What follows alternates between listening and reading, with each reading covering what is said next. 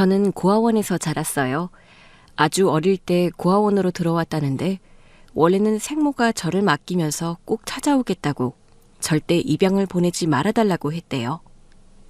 그러나 10살이 넘도록 생모는 찾아오지 않았고 결국 전 20살이 되기까지 고아원에서 자라야 했습니다. 하나둘씩 입양되는 아이들을 보면서 처음엔 친구를 잃은 것 같아 섭섭하다가 나중엔 그 애들이 부러웠죠.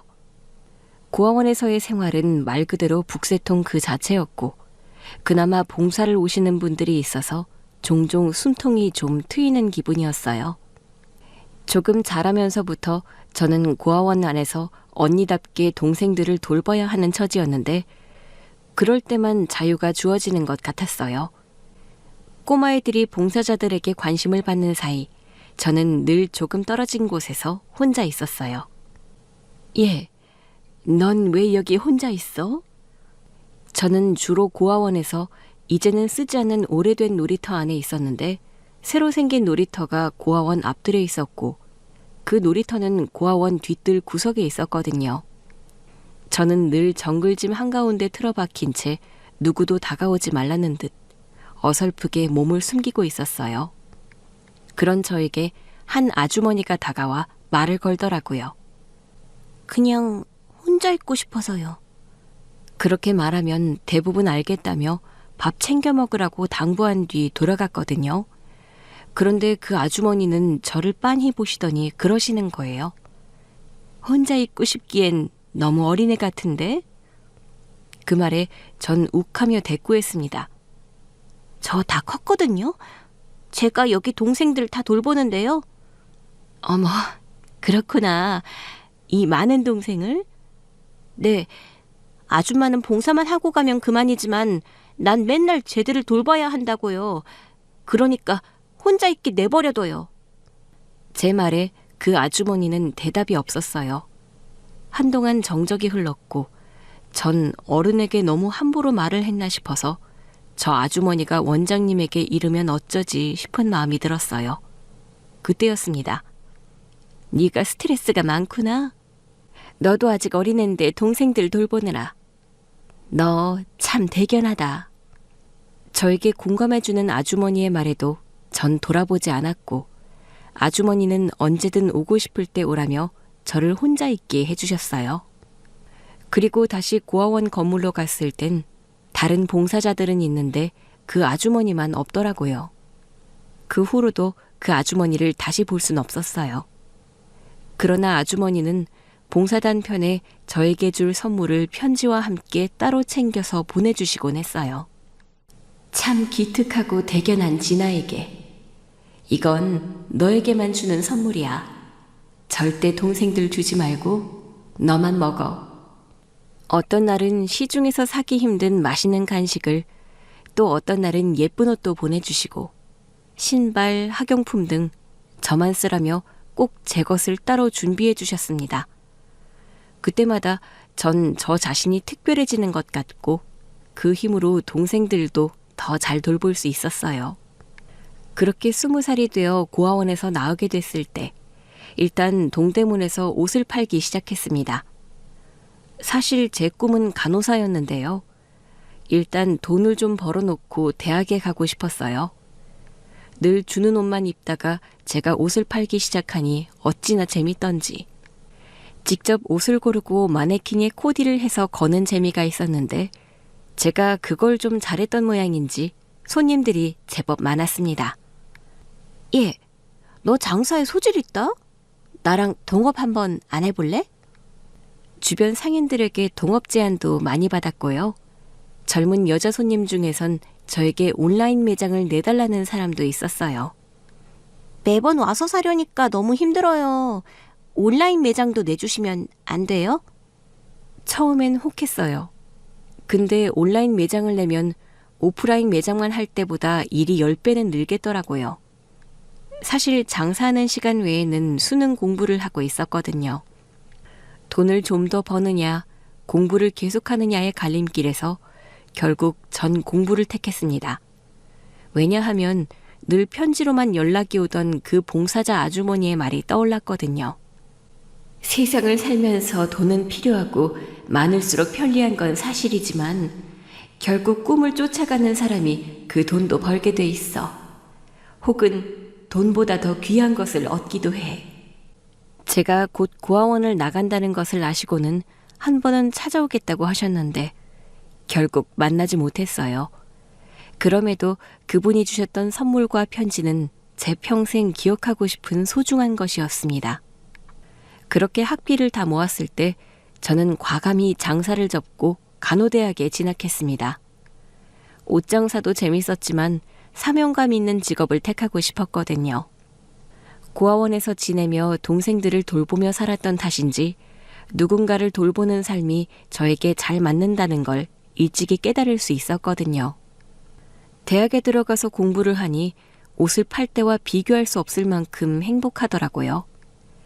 공부를 열심히 하다 보니 장학금도 받게 되어 간호대학에 있는 내내 전 매일 희망으로 가득 부풀어 있었습니다. 진아야, 넌 어느 병원에서 일하고 싶어? 난 수술실 간호사가 되는 게 꿈이야. 그건 너무 어렵지 않아? 그래도 이왕 간호사가 됐으면 수술실에 꼭 필요한 간호사가 되고 싶어. 그렇게 전 졸업 후 대학병원에 취업했습니다. 막상 현장에 나와보니 보통 힘든 일이 아니더라고요. 하루는 저녁 퇴근이라 퇴근 후 혼자 하염없이 길을 걷고 있었어요. 대학에서 공부할 때의 패기는 온데간데 없고 다시 동대문에 가서 옷이나 팔까 하는 생각도 들던 무렵이었습니다. 걷다 보니 어느새 제가 성수대교 위를 걷고 있더라고요. 언제 여기까지 왔지? 저녁도 먹어야 하고 쉬어야 또 근무를 할 텐데 싶어 지나가는 택시가 있나 주변을 두리번거리던 그때였습니다. 저 앞에 다리에서 뛰어내리려는 남자가 보이더라고요. 저는 일단 112에 신고한 뒤 그 남자를 향해 달리기 시작했습니다. 저기요, 잠깐만요. 난간에 반쯤 다리를 걸친 남자가 저를 보더니 소리쳤어요. 다가오지 마요. 저는 황급히 달리기를 멈출 수밖에 없었습니다. 저기요, 저랑 나이도 비슷하신 것 같은데 잠깐 얘기 좀 해요. 오지 말라고요.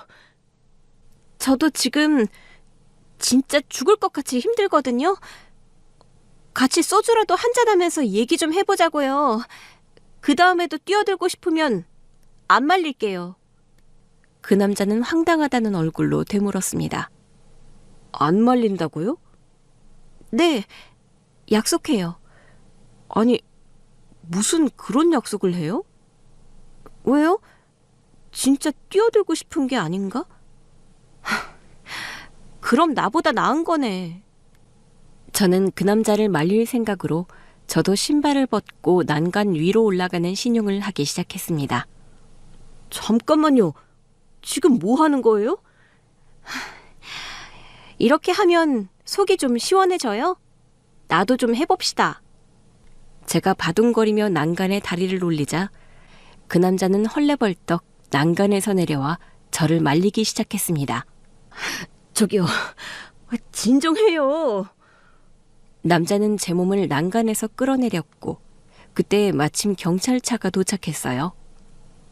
미쳤어요? 진짜 올라가면 어떡해요? 그쪽도 올라갔는데 나라고 못 올라가라는 법 있어요? 법적으로 따지자면 올라가면 안 되죠. 저야 지금 딱 죽고 싶으니까 올라간 거고. 저도 딱 죽고 싶다니까요?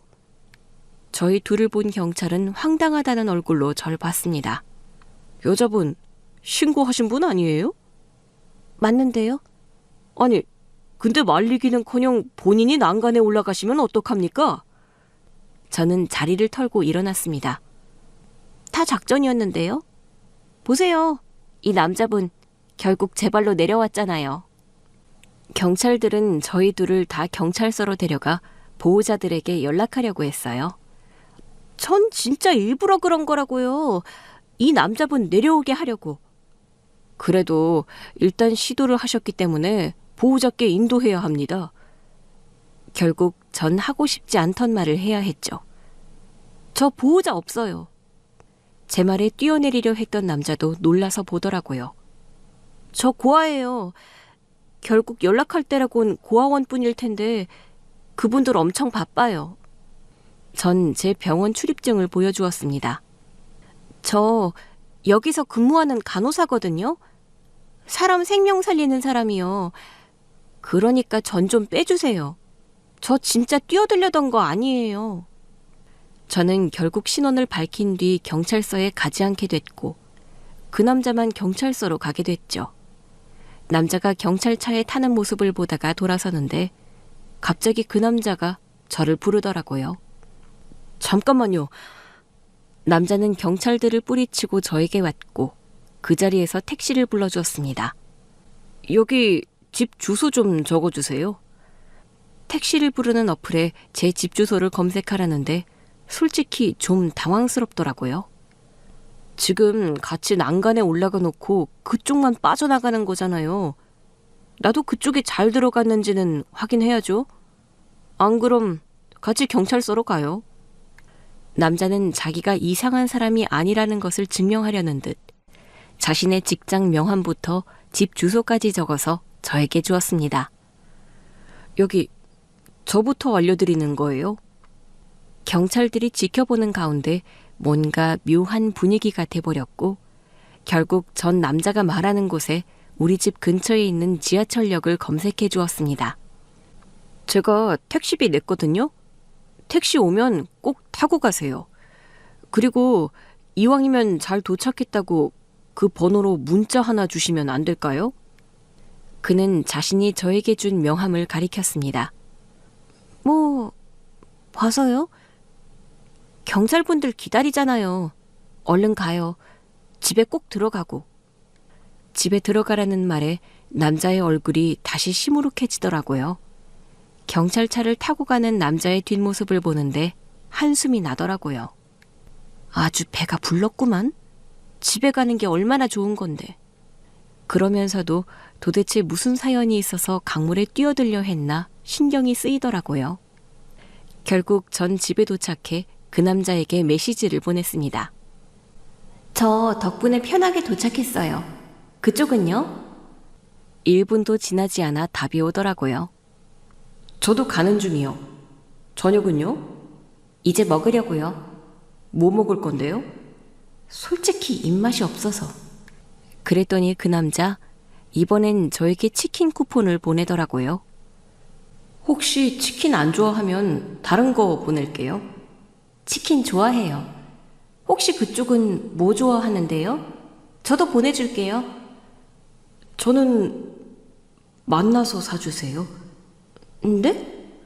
제 생명의 은인이시잖아요. 한 번 더 만나고 싶어서요. 그는 불도저처럼 저에게 다가왔고 결국 저는 그와 밖에서 만났습니다. 저에게 밥을 사라고 하더니 좋은 레스토랑을 데려가서는 자기가 밥을 사더라고요. 그래서 또 다음에 제가 뭐라도 사겠다는 약속을 할 수밖에 없었고 그 다음에도 또 그 다음에도 그 남자가 모든 비용을 다 내던 어느 날 병원으로 한 중년의 여자분이 절 찾아왔어요. 한눈에도 세련돼 보이는 여자분이었는데 저에게 퇴근 시간을 물으시더라고요. 혹시 퇴근이 언제예요? 혹시 오늘은 저녁 근무신가? 마침 저녁 퇴근을 하던 날이었습니다. 아니요, 저 오늘 퇴근해요. 그럼 곧 퇴근이겠네. 기다릴 테니 나랑 좀 같이 가줄래요? 그분은 제가 구했던 그 남자의 어머니셨습니다. 저는 결국 그분을 따라 고급 레스토랑으로 향했고 마주 앉았는데 괜히 위축되더라고요. 그분이 뭔가 비싼 옷에 귀금속을 두르고 있어서가 아니라 그 아우라가 엄청난 거예요. 우리 아들을 구해줬다고 들었어요. 미안해요. 아들한테 제가 좀 물어봤어요. 감사의 인사를 하고 싶어서. 네, 제가 근무하느라 연락을 못 받는데 어머니께 어느 병원에서 근무하는지만 알려드렸다고 하더라고요. 맞아요. 연락처는 끝까지 안 가르쳐 주더라고. 고마워요.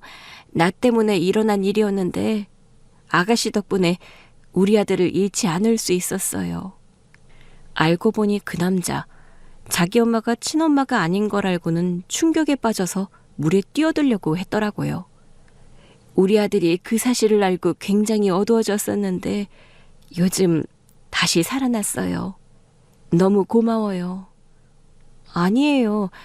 저는 그냥 지나가다가 도운 건데 지금 밥도 엄청 얻어먹고 구해준 값을 톡톡히 받고 있어요. 이제 그만 사셔도 되는데. 제가 한 번은 사야 끝날 것 같은데 늘 먼저 계산을 하셔서 계속 얻어먹어요. 네? 아닙니다. 저 어릴 때 하도 얻어먹기만 해서 그런 거 안 좋아해요. 근데 아드님이 사주시는 게 너무 비싸서 제가 내기가 좀 어려워요. 어렸을 때 고아원에 있었다면서요?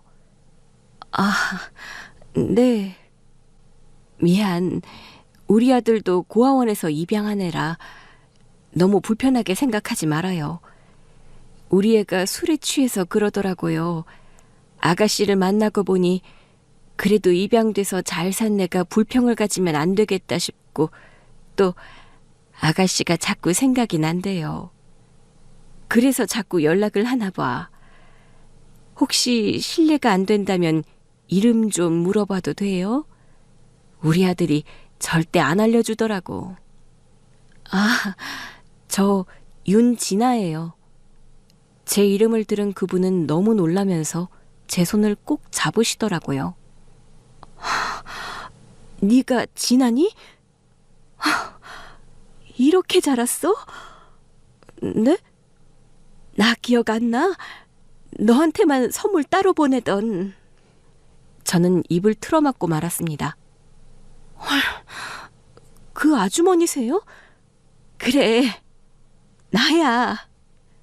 알고 보니 그분은 저에게 늘 편지와 선물을 따로 보내셨던 그 자원봉사자 아주머니였어요. 죄송해요. 분명 얼굴을 기억하고 있었는데. 아휴, 너무 어릴 때였지. 그렇기도 하고 내가 봉사 갈 땐 굉장히 수수하게 입고 갔었어. 너무 신기해요. 그러니까 나도 너무 신기하다. 신기하게도 그 아주머니와의 인연은 그렇게 연결되었고 저는 결국 그 아주머니의 아들이자 제가 목숨을 구했던 그 남자와 결혼을 약속하게 되었습니다. 결혼 후에도 전 간호사 일을 계속했어요. 물론 병원 생활은 여전히 녹록지 않았습니다. 그러던 어느 날 수간호사가 제 뺨을 후려치더니 침을 뱉는 거예요. 그런데 그 모습을 하필 저희 시어머니가 보신 거죠. 이년이 내 며느리한테 뭐 하는 짓이야?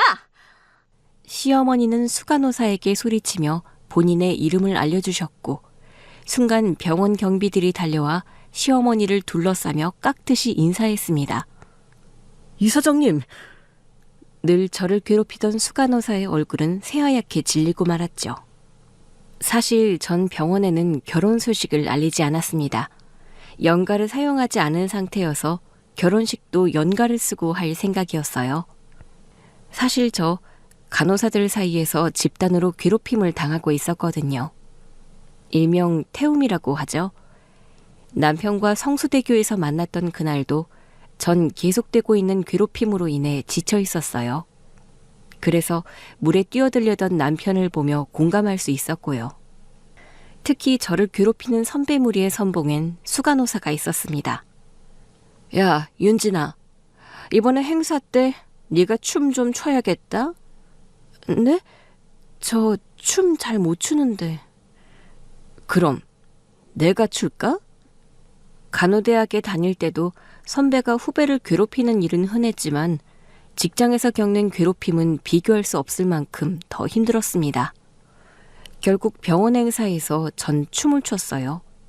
이거 안 하면 더 괴롭히겠지 싶어 하겠다고 했는데 춤을 춘 뒤엔 더 저를 무시하고 비아냥거리기 시작했습니다.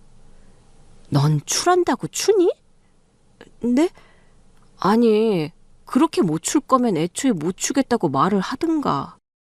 보는 사람들이 우리 병원 간호사들을 얼마나 무시했겠니? 솔직히 간호사가 춤을 못 춘다고 무시당할 직업은 아니지 않나 싶었지만 꾹 참았습니다. 한마디 대꾸했다가 10마디 들은 게 한두 번이 아니었거든요. 죄송합니다. 난 네가 이래서 싫어. 넌 안 혼나려고 사니? 좀 혼나더라도 네 의견을 말해야 할 거 아니야. 네가 이렇게 저자세로 나오면 네 후배들은 더 힘들지 않겠니? 병원에서 근무한 지 1년이 지나자 제 밑으로도 후배가 들어왔어요. 다른 동기들은 후배 간호사들에게 눈총 주고 뭐만 했다 하면 무시하는 발언을 서슴지 않았지만 저는 괴롭힘에 가담하지 않았어요. 동기들을 말려보려고도 했지만 전혀 먹혀 들어가지 않았죠. 내가 왜 참아야 돼? 나도 당한 게 있는데. 나도 싫어. 어차피 우리가 근절시킨다고 근절될 문화도 아니고. 그냥 이대로 살래. 나중엔 다 내 미치겠지 뭐. 그래도 밑에 애들 들어오니까 스트레스 풀 때가 생겨서 너무 좋다. 우리가 당한 걸 생각해야지. 똑같이 하면 똑같은 사람밖에 더 돼? 그렇게 이빠른 소리를 했다가 결국 동기들에게까지 외면을 받기 시작했습니다. 그래서 결혼 소식은 병원에 아예 알리지 않게 된 것이었죠. 결혼식 전 신혼집으로 이사를 해야 했어요. 어쩔 수 없이 휴가가 좀 필요하더라고요. 그래서 그동안 안 쓴 연가를 3일 쓰고 쉬었는데 그렇게 행복할 수가 없더라고요. 그 사이 전 남편과 혼인신고까지 마쳤고 짧은 휴가가 끝난 뒤 다시 출근하려니 마음이 왜 그렇게 무겁던지 그냥 가는 길에 교통사고나 났으면 좋겠다는 못된 생각도 들고 제발 오늘 갑자기 수간호사가 휴가를 썼으면 좋겠다 싶고 출근하는 제 표정을 본 남편이 묻더라고요. 여보, 근데 표정이 왜 그래? 설마 아직도 선배들이 괴롭히는 거야? 선배들이 그러는 건 이제 그러려니 하는데 동기들도 날 싫어해. 내가 후배들 괴롭히지 말자고 했거든. 그래서 표정이 그런 거야? 그럼 병원을 옮기는 건 어때? 그래도 우리 집에서 가장 가깝고 나도 일이 손에 익어서 쉽진 않아. 뭐 다른 데 간다고 상황이 크게 다를까 싶고. 남편은 잠시 저를 보더니 뭔가 말을 하려다가 많은 눈치였습니다. 일단 너무 힘들면 휴가 더 쓰고 쉬어. 아직 연가 다 안 썼잖아. 나 없어서 다들 나 대신 일했을 텐데 또 어떻게 그래? 데려다 줄까? 아니야. 그러다 자기 늦으면 어떡해. 그렇게 다시 병원에 갔더니 아니나 다를까 동기들부터 시작해 수간호사까지 저를 보는 눈빛이 예사롭지 않더라고요. 혼자 그렇게 오래 쉬니까 좋냐? 전 그동안 연가를 안 써서요. 이번에 좀 몰아쓰느라. 그러니까 다들 연가를 미리미리 하루씩 쓰는 데는 이유가 있지 않겠어? 그렇게 머리가 안 돌아가서 어떻게 간호사를 해? 죄송합니다. 또 죄송하다고 하지? 넌 맨날 죄송하면 다야? 제가 오늘부터 더 열심히 일할게요. 솔직히 수간호사는 늘 휴가를 일주일씩 썼거든요. 전 결혼식 전으로 딱 3일을 겨우 쓰고 온 거였는데도 예상대로 난리를 치더라고요. 그런 저에게 후배 간호사들이 다가와 위로를 해주었어요. 선배님 몫은 저희가 다 했는데 수간호사님이 괜히 그러시는 거예요. 그러니까요. 저희끼리 교대 근무 바꿔서 다 채웠는데. 사실 후배들에게 부탁해서 교대 근무는 지장 없이 채워두고 가는 상태였거든요. 너희도 알다시피 무슨 이유가 있어서 괴롭히는 게 아니잖아. 선배님한테도 저러시는데 저희는 어떻게 버텨요? 내가 얼른 저기까지 올라가 볼게. 진짜 얼른 올라가 주세요. 그렇게 웃고 있는데 동기들이 저랑 후배들을 찌려보면서 지나가더라고요. 너희 빠지고 싶을 때 언제든 말해. 당분간은 내가 오프 반납하고 다 채울 테니까. 나중에요. 선배님도 피곤하시잖아요.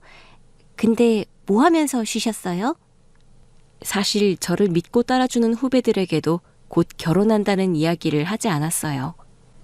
행여나 어디서 말이 새나갈지도 모르니까요. 그만큼 병원이 싫었습니다. 조만간 알려줄게. 뭐 좋은 일이에요? 뭔데요? 그때였습니다. 야, 니들 일 안 해? 전 행여나 후배들이 더 괴롭힘을 당할까봐 서둘러 자리를 파했습니다. 저는 힘이 없는 선배인 게 늘 미안했어요. 선배들에겐 물론 동기들에게까지 무시당하는 제가 무슨 힘이 있었겠어요. 그렇게 결혼의 기쁨을 채 누리기도 전에 병원으로 돌아간 저는 그 주를 정신없이 보냈습니다. 주말이 되자 시어머니께 연락이 왔어요. 이사하느라 수고했다며 가족 별장에 같이 가자고 하시더라고요. 하지만 전 일요일 오후에 출근해야 했어요. 어머니, 저 너무 가고 싶은데 주말에 출근이 있어요. 그래? 그럼 걱정하지 말고 와. 순간 전 귀를 의심했습니다. 그러니까요. 어머니, 제가 일요일 오후에 출근을... 알았다니까. 걱정 말고 와. 일단 시어머니께서 별장으로 출발하자고 한 건 토요일 오전이었거든요. 반나절이라도 잘 보내고 오자 싶어서 남편과 함께 출발했습니다. 가는 길에 남편과 시어머니의 이야기를 듣게 됐어요. 그럼 어머니가 고아원 봉사활동 다니다가 자기를 입양하신 거야? 그랬지? 나 아주 아기 때. 자기는 진짜 행운아였네. 우리 엄마는 날 데리러 온다고 해놓고 안 왔대. 그래서 난 입양도 못 가고. 그나저나 어머니는 왜 그렇게 고아원 봉사활동을 다니시는 거야? 다른 봉사활동도 많잖아. 바쁘셔서 직접 현장은 잘 못 다니시는 것 같은데. 사실 저는 시어머니의 일에 대해 아는 게 별로 없었어요. 어떤 재단 이사장이자 실소유자라는 것만 알고 있었는데 그마저도 자세히 아는 건 없었거든요. 다만 부자라는 건 자연스럽게 알게 됐죠. 일단 시어머니께서 저희 부부에게 해주신 집부터가 신혼부부가 살기에는 너무 으리으리한 부부 공동명의의 아파트였고요. 시어머니는 제가 남편과 결혼하기 전부터 저에게 좋은 자동차에 옷에 명품백까지 툭하면 사주셨어요. 제가 오죽했으면 남편에게 이렇게 물었다니까요. 혹시 어머니 말이야, 당신도 모르게 금융계에 종사하시는 거 아니야? 에? 전혀 아닌데? 왜 그렇게 생각해? 아니, 재단 이사장이라도 해서 돈이 이렇게 많을 수 있나 싶어서. 혹시 이자 많이 붙는 쪽 금융계의 큰 손이신가 싶어가지고. 남편은 제 말에 뒤집어질 듯 웃더라고요. 우리 외가 쪽이 원래 좀 부자였대. 그래서 엄마한테 유산이 많이 남겨졌는데 재단은 원래 외가 소유였을걸? 남편은 시어머니가 고아원 봉사를 다니는 이유에 대해 말해줬어요. 엄마가 어릴 때 여동생을 잃어버렸대. 그래서 고아원 봉사활동을 하시는 것 같더라고. 그래서 결혼도 안 하신 거고? 응. 엄마가 데리고 나갔다가 잃어버린 거라 늘 마음에 짐이신가 봐. 물론 이제는 가도 못 찾는다는 걸 알지만 그렇게라도 마음의 짐을 좀 덜어내고 싶으신 거겠지. 그러셨구나. 엄마가 자기 얘기한 적이 있어. 고아원에 봉사 가서 만난 여자애가 있는데 이상하게 마음 간다고. 나한테 진짜 잘해주셨어. 사실 엄마는 자기한테 자립지원금을 주고 싶어 했었어. 어머, 정말? 응. 근데 고아원에서 안 받아줬다고 하더라고. 특정인에게만 주는 건 좀 곤란하다고. 그러셨구나. 진짜 신기하다. 어떻게 그때 만난 그 자원봉사자 아주머니가 내 시어머니가 돼? 이렇게 만나려고 그랬나 보지. 당신이 날 성수대교에서 발견한 것도 신기하지 않아? 그러니까. 그렇게 남편과 가족별장으로 가는 길은 정말 행복했어요. 매일 이런 나날만 계속된다면 얼마나 좋을까 싶을 정도였죠. 별장에 도착했더니 시어머니께서 출장 요리사를 불러서 이미 근사한 식사를 마련해 두셨더라고요. 어머니, 너무 맛있어요. 우리 새아기 많이 먹고 힘내. 병원 생활이 힘들다며? 전 깜짝 놀라 남편을 봤죠. 남편이 모른 척 고개를 돌리더라고요. 그럴 거 없어. 얘도 나한테 말을 할 만하니까 한 거야. 내가 그 병원 재단 주인이잖니. 네? 너 내가 가진 재단 이름 알잖아. 아, 맞다. 병원이 이름을 바꾼 지 좀 됐지. 그 병원이 전에는 재단이랑 이름이 똑같았어. 전혀 몰랐어요. 어떻게 내가 간호사들 손 좀 봐줄까?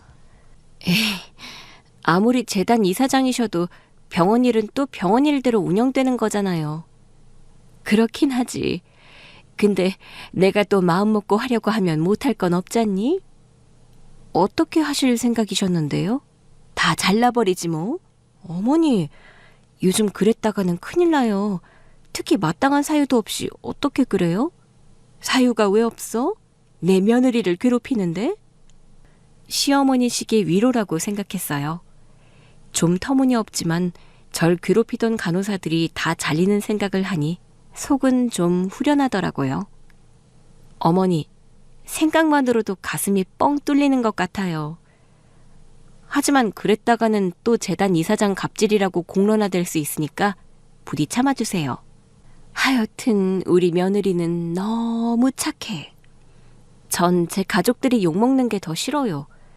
그 사람들이야 이유 없이 절 괴롭히는 거지만 어머니께서 그 사람들을 해고해버리시면 진짜 사회적으로 큰 이슈가 될 거예요.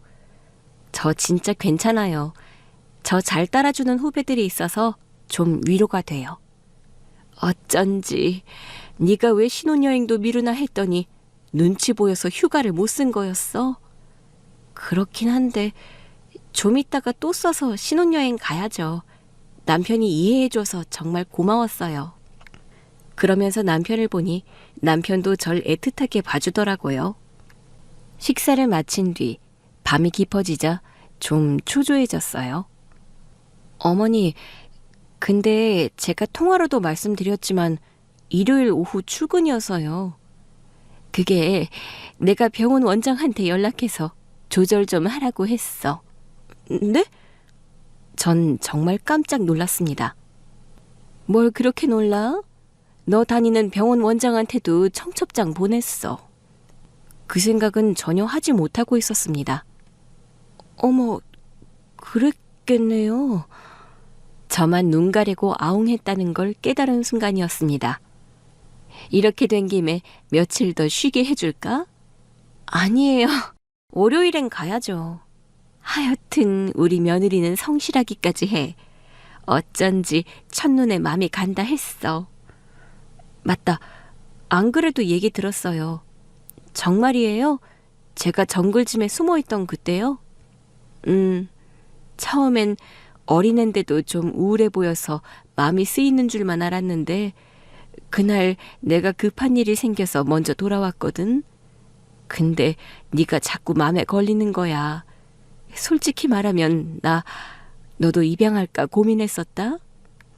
남편과 저는 화들짝 놀라 서로를 봤습니다. 그랬다면 둘이 결혼은 못했겠네. 너희한텐 내가 은인이다. 그치? 시어머니의 말씀에 저와 남편은 크게 웃었어요. 저한테나 남편한테나 이미 여러모로 은인이시죠. 더 가까이서 돌봐주고 싶었는데 우리 아들 구했다는 너를 만나는데 사실 좀 놀랐어. 왜요? 어릴 때 얼굴이 남아있더라고. 정말요? 전 전혀 못 알아봤잖아요. 봉사 갈 땐 엄청 수수하게 가서 그래. 그땐 화장도 하나도 안 하고 갔으니 풀 메이크업 한 날을 어떻게 알아보겠니? 그러면서 시어머니께서 지갑을 꺼내시더라고요. 시어머니는 지갑 안에서 웬 여자아이들 사진을 꺼내 보여주셨습니다. 거기 키 큰 애가 나고 키 작은 애가 내 여동생. 사진을 보는데 마음이 뭉클하더라고요. 사실 저 얘기 들었어요. 잃어버린 여동생 때문에 고아원 봉사활동도 시작하셨다면서요? 사실 이 사진을 최근에서야 찾았어. 그동안은 앨범에 숨겨놨었거든. 보는 게 너무 괴로워서. 그런데 제 얼굴을 가만히 보시던 시어머니가 불현듯 여동생의 사진을 다시 보시더라고요. 잠깐. 시어머니는 저와 여동생의 사진을 번갈아 보셨고 한참을 보더니 말씀하셨습니다. 어머, 너랑 내 여동생이랑 많이 닮았구나. 네? 그래서 정이 갔나 봐. 어쩜 이렇게 닮았지? 이거 봐봐. 시어머니는 남편에게 그 사진을 건네주셨고 사진과 저를 번갈아 보던 남편도 당황한 듯 말했습니다. 정말이네? 그러나 전 보고도 잘 모르겠더라고요. 진짜 나랑 닮았어? 이분이? 엄마랑 어떻게 헤어진 건지 알고 있어? 네? 그게 저 어릴 때 고아원에 맡겨놓고 가셨대요. 꼭 데리러 올 거니까 저 입양 보내지 말라면서. 그런데 안 온 거야? 네, 그랬다고 하더라고요. 갑자기 저는 얼굴도 모르는 제 생모에 관한 이야기가 이어졌고 시어머니는 제 생모에 대해 좀 알아보자고 하시더라고요. 저랑 이모님이 닮아서요? 닮아도 너무 닮아서 혹시 몰라서 알아보는 거니까 좀 동의해 줄래? 저야 뭐 상관은 없는데 사실 저 유전자 등록도 해놨는데 지금까지 연락 없었어요. 그래? 네. 고아원에서 나온 뒤 가장 먼저 한 게 유전자 등록이었거든요. 막상 혼자가 되고 보니 혹여나 생모가 날 찾고 있지 않을까 싶어서 유전자 등록도 했지만 수년이 지나도록 연락은 없었죠. 그렇게 전 주말까지 푹 쉰 뒤 다시 지옥 같은 병원으로 돌아가야 했습니다.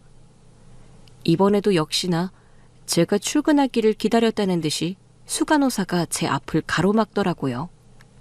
너 대체 뭐니? 그게 제가 갑자기 일이 좀 있어서요. 내가 주말에 집에 있다가 얼마나 놀랐는지 알아? 네? 왜요? 나더러 네 대타를 띠라잖아.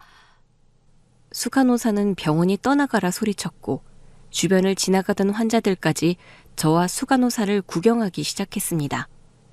죄송해요. 전 누가 대타 뛰는지는 모르고 조만간 제가 수간호사님 대신 대타를...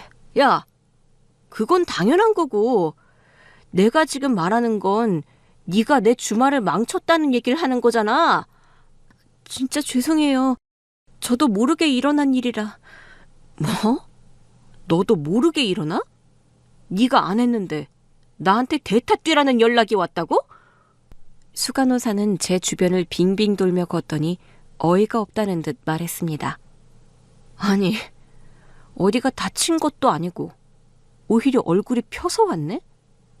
너 얼마 전에도 며칠씩이나 쉬었잖아. 죄송합니다. 또 죄송하다고만 하지? 그런데 그날은 수간호사의 반복되는 잔소리가 너무 듣기 싫더라고요. 그럼 제가 뭐라고 할까요? 뭐? 그럼 제가 뭐라고 하냐고요. 솔직히 대타 연락 받으셨어도 안 했으면 되잖아요. 저 괴롭히려고 일부러 하신 거 아니에요? 그럼 병원장님 부탁이라는데 내가 어떻게 거절을 해? 선배한테 콕 집어서 대타 연락이 왔다고요? 그냥 병원장님 부탁이라 잘 보이려고 하신 거 아니고요? 수간호사가 바로 대답을 못 하더라고요. 너 대체 뭔데 병원장님이 대타까지 구해달라고 연락을 해? 너 여기 빽 있니? 그것 보세요. 대타를 구해달라고 연락하신 거네요. 간호사님한테 대타해달라고 한 게 아니라. 그 순간 수간호사가 제 뺨을 내리쳤어요. 뭐? 간호사님? 내가 니들이랑 동급이야? 얼마나 세게 때렸는지 순간 눈앞이 다 번쩍하더라고요. 그런데 그 모습을 저희 시어머니가 보고 계셨던 겁니다. 아니, 이게 무슨 일이야? 순간 저희를 둘러싸고 있던 병원 방문객들 사이에서 저희 시어머니가 위풍당당하게 걸어 나오셨습니다. 저는 깜짝 놀랐어요. 이년이 내 며느리한테 뭐 하는 짓이야? 지금 뭐라고 하셨어요? 2년? 얘가 그쪽 며느리라고요? 수간호사는 아주 입에 개거품까지 물고 저에게 따져 물었습니다. 야, 너 나 몰래 결혼이라도 했니? 아님 애초에 우릴 속인 거야? 시어머니는 저에게 따져 묻는 수간호사를 손가락 끝으로 툭툭 쳐 밀어내시더니 제 앞을 떡하니 막고 서셨어요. 제 앞에 서 계시는데 커다란 산이 하나 선 것처럼 거대해 보이더라고요. 사실 저희 시어머니가 키가 좀 크셨거든요. 시어머니는 수간호사를 내려다보며 말씀하셨습니다. 너 아주 선배로서 못된 것만 배웠구나. 지금 당장 내 며느리한테 사과하면 없던 일로 해줄게. 수간호사는 콧방귀를 끼더라고요. 시어머니가 며느리 직장 와서 이러는 거 직장 생활에 도움이 될 것 같아요? 그래서 사과 못하겠다. 사과를 왜 해요? 저게 나한테 계기다가 얻어 터진 건데? 그래, 내가 누군지 알려줄까? 진짜 어이가 없어서. 누구신데요? 나 오영숙이다. 시어머니는 모두가 들을 수 있을 만큼 큰 소리로 본인의 이름 석자를 말씀하셨고 수간호사는 그 이름을 듣고 잠시 주춤하더라고요. 귀에 있긴 한데 누군지 모르는 듯한 표정이었습니다. 그때 경비원 3명이 달려오더라고요. 이 사장님 오셨습니까? 오신다는 말씀 듣고 문 앞에서 기다리고 있었습니다. 그들은 시어머니를 향해 깍듯하게 인사했습니다. 미안, 내가 우리 며느리 일하는 것 좀 몰래 보고 싶어서 쪽문으로 들어왔어요. 원장님이 기다리고 계신가? 그제야 수간호사는 얼굴이 새하얘진 채 고개를 숙였습니다. 시어머니는 집게손가락으로 수간호사의 턱을 천천히 들어 올리셨어요. 며느리 직장에 온 게 아니라 내 소유 병원에 온 거야. 원장이랑 약속이 있어서 일단 가봐야 할 것 같고, 세아가 넌 나 따라오고. 예? 저요? 우리 오늘 갈 때도 있고 원장한테 미리 말해놨어. 네 대타할 친구 올 거야. 그냥 아예 새로 1명 뽑았어. 간호사 1명 더 있으면 더 좋잖아. 그렇긴 한데 그래도... 그 와중에도 전 수간호사의 눈치가 보이더라고요. 그러나 수간호사는 저와 시어머니 쪽을 향해 90도로 인사를 하면서 말했습니다. 제가 잘못했습니다. 진아 씨, 미안해. 그러나 시어머니는 눈을 아래로 깐 채 제 손을 잡고는 그 앞을 쌩하니 지나쳐 버렸습니다. 저는 시어머니의 손에 끌려가면서도 영문을 몰라 어리둥절했죠. 저 선배가 왜 저러는 거예요? 그래도 수간호사 정도면 여기 아니어도 어느 병원이든 취업할 수 있잖아요. 우리 며느님이 이렇게 세상을 몰라요. 아무리 수간호사면 뭐해? 네 뻥끗 한마디면 이 바닥에 발 못 붙여. 시어머니는 원장에게도 저를 소개해 주셨어요. 우리 새아기, 내가 딸이 없잖아. 내가 너무 아끼는 아이예요. 저희 병원에 우리 이사장님 며느님이 계신 줄도 모르고 주말에 전화 받고 깜짝 놀랐습니다. 우리 원장님 진짜 임 무거우시네. 내가 우리 며느리 정체는 일단 밝히지 말아달라고 했는데 진짜 안 밝히셨더라고요. 그럼요. 누구 명이신데 제가 어기겠습니까? 알고 보니 시어머니께서 일부러 제 정체를 못 밝히게 하셨더라고요. 저를 괴롭히는 선배의 실체를 현장에서 잡으려고 하신 것 같았어요. 전 시어머니의 손을 잡고 병원을 나왔습니다. 나오는데 수간호사가 정문 앞에서 덜덜 떨며 기다리고 있더라고요. 이 사장님, 제가 진아 씨한테 좀 하고 싶은 얘기가... 누가 감히 우리 며느리하고 함부로 대면하겠대? 가서 본인 일이나 잘해요. 할 수 있을 때까진 최선을 다해야 할 거 아니야? 시어머니는 또다시 수간호사의 앞을 쌩하니 지나가시려다 말고 다시 수간호사를 보며 말씀하셨습니다. 내가 지금 원장한테 단속해놓고 왔어. 지금 이 시각부터 후배 간호사 괴롭힌 수간호사의 행태를 고발하는 사람에게 보너스 나갈 거고 고발서가 전체 간호사 중 절반 이상 고발서를 쓰면 수간호사는 불명예스럽게 우리 병원에선 퇴직하게 될 겁니다. 사장님, 저 애 셋 엄마예요. 그럼 더 안 되겠네. 애 셋 엄마가 밖에 나와서 사람에 대한 존중도 없이 이렇게 살고 있다고?